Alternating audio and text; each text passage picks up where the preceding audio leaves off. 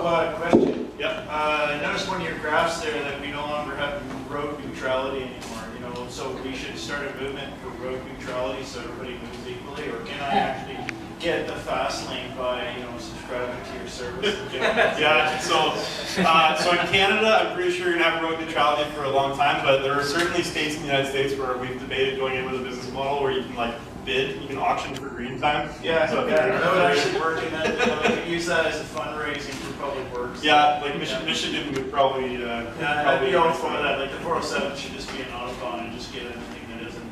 Yeah, and we were thinking you could, if you bought like an Audi, we could bundle, auto bid. Like I'm all for the emergency vehicles, but then when you get into buses and those small little things get in the way. Well, that's a different story. Yeah, well, the buses is an interesting one. So we've actually run into two different, we call it transit priorities, so two different applications. So one would be, basically you're trying to keep the bus on schedule. So you have like a time when it's supposed to be at that bus stop. You use the green lights and the red lights to slow the bus down or speed it up. The other one that I thought was really interesting was Banff in Alberta. They have tourist seasons. They have huge influxes of people, and they're trying to convince people to park outside of the city, and then encourage a modal shift onto the bus and get people to take the buses into the city. So they wanted to do a marketing campaign where they basically would just give the buses green lights. So if you've ever driven through Banff in the summertime, it takes a long time to get through the corridor there. How much do you find a bus? So so exactly. So if you have work done out, I guess you'd have a lot of no more ambulance chasing, nuts, bus chasing, but yeah. What does it mean when you have 2 or 3 red lights in a row? Hopefully it doesn't mean we're gonna put the thing in flash. 2 or 3 red lights in a row, along the. Something's happened. Like red, like green, and red, and green again. Yeah. So this is obviously not our product interface. I hope that was clear, but basically the way that the sort of notation for intersections work is the intersection controller doesn't really know if it's a left turn, through movement, right turn. It just has numbering, so it goes 1, 2, 3, 4, 5, 6, 7, 8, 9, 10, 11, 12 kind of thing.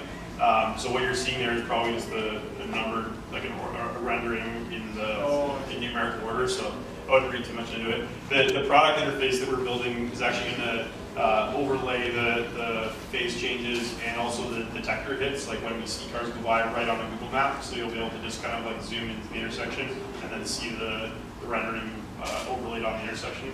It'll make a little bit more intuitive sense than that. But is this strictly traffic control, or do you also ever have license plate recognition or whatever? Yeah, we don't do any enforcement stuff right now. I don't think we really plan to. We like to think that the point of the company is to make the world a better place, not necessarily issue tickets for people, but just Google does no evil, except they just bought a bunch of robotics companies and I'm pretty sure they're up to something. But right now we do no enforcement. So when somebody's crossing and they're kind of walking slow because they're 90, you can probably detect that and keep the light for them extended. Yeah, so right now the way the whole industry works is you have what's called a minimum walk time, and they actually time it around 90-year-olds that are walking across the street. I think it's 1.2 kilometers per hour or something. Yeah, I think whatever little old lady they had was probably an Olympic sprint champion.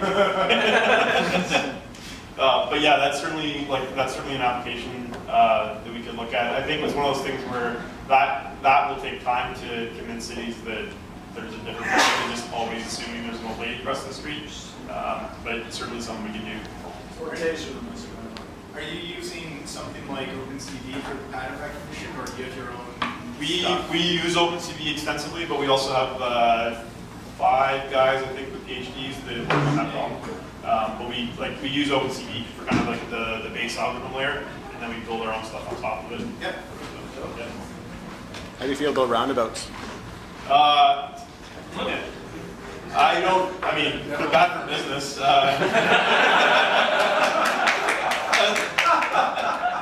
I like driving through them, but I think they have a time and a place.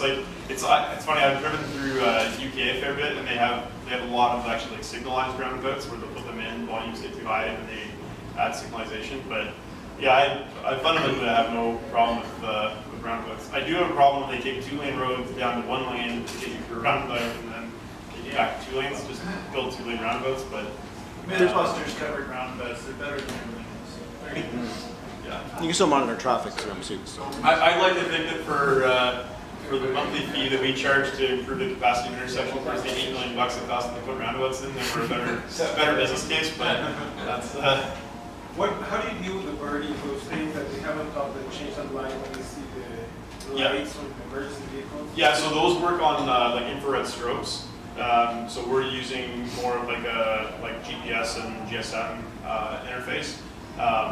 But more and more people are starting to take those out because people figured out the infrared frequency, and you just strobe it on the front of your car and gives We you. should do that in Whitby, like 20 years ago. Yeah. So, but those are like, to me, I'm not really like we do sell lots of hardware, but we're primarily a software company, right? So if I can use someone else's sensors and just pull that data in, I have no problem with that. Hardware is a real challenge as compared to software. So, yeah. What's your business model for dealing with cities? So for this product, we basically kind of like a cell phone model. Like we basically sell them the hardware up front, and then we sell them like a monthly recurring service plan. Sometimes what happens is that because they're so used to buying under capital budgets, we'll basically just do like a 5-year deal with them, and they'll just bundle hardware plus 5 years of service in. I don't mind it because we get paid up front. I always try to convince them that it makes absolutely no rational sense, but sometimes that's just how they are. So. Do you guys design your own hardware, or did you get a contractor to put that together? Yeah, so we, I would say we do design our own hardware, but we definitely, for circuit board design, we work with external firms. So we gotta do like the product design, but that's not necessarily the actual like electrical and mechanical design. So what time do you leave for work so we can get behind you? Yeah, that's when we were raising. Yeah, this is the CEO privilege. Yeah, well, a couple of years back when we were raising money, I was always promising like local dongles for anyone who invested that they would. So, but we do, as part of the transit priority testing. If you're the lucky guy who gets to use that one under drive to work, then I guess you get green lights. But Look after. Curtis, when you spoke at City Age Conference you've seen my tweet, it was good. You're very consistent. You got it the second time too. But there was a lot of talk there about open data, and I wonder when you're out talking to municipalities, are you advocating for open data? Are you pitching that as an angle? You know what? We actually, coming out of City Age, we really started to get an internal dialogue going on about talking about that more. We definitely, I mean, you can see it sort of in our in one of our concepts here, like open by default. So it's definitely one of the values we ascribe to. But we never have really. This is more of like an internal decision-making matrix than it is a brand that we project. But we've definitely started to think more and more about aligning ourselves with people like Wealth that are like really progressive on the adoption of open data. But we traditionally haven't. So we're a bunch of engineers. We're not very good at marketing. Notwithstanding the one marketing guy we have. Just single day. Do you have competition yet, and where are they at? We have, like, I mean, there's people who are doing intersection control now, right? So there's certainly an entire industry that competes with us. Like the model itself competes with us. There's nobody certainly nobody who's using the internet to control the intersection. And there's nobody who's selling under like operating models, no one with sort of a SaaS approach to this. So it kind of depends on like how you define competition. Like there's other people that are doing similar things, but not in similar business models. So. Is there anywhere in your business model to sell green light privileges to logistics? Yeah, I mean, no. So we're not doing that. Like we certainly, like there's not, from a technology perspective, there's nothing stopping us from doing that. I'd like to think that our sort of open by default would suggest that something around green time neutrality. But it's certainly a thought.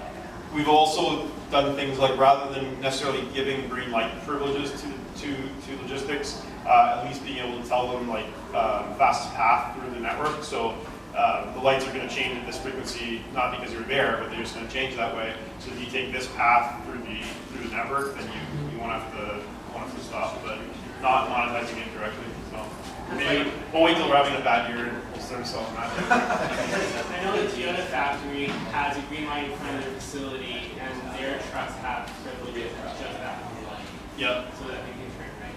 Yeah, I think in that instance, like they work that out with the city.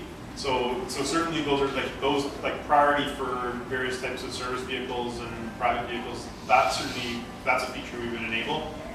So like, you know, it's exact same capability as like fire truck wants to get through the network, we give them priority. But we wouldn't necessarily sell that to Toyota. We would let the city enable it for Toyota.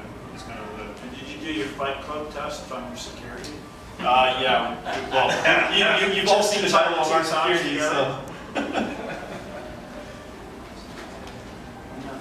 Yep. Is there a safety redundancy built in? Yeah, so the existing, like if you're seeing those little gray cabinets on the side of the road, they have an electrical failsafe. So like if we, like programmatically, if we tried to create 2 green lights in the opposing directions, there's an electrical safeguard that would basically block that from happening. So we don't necessarily, but the physical infrastructure does.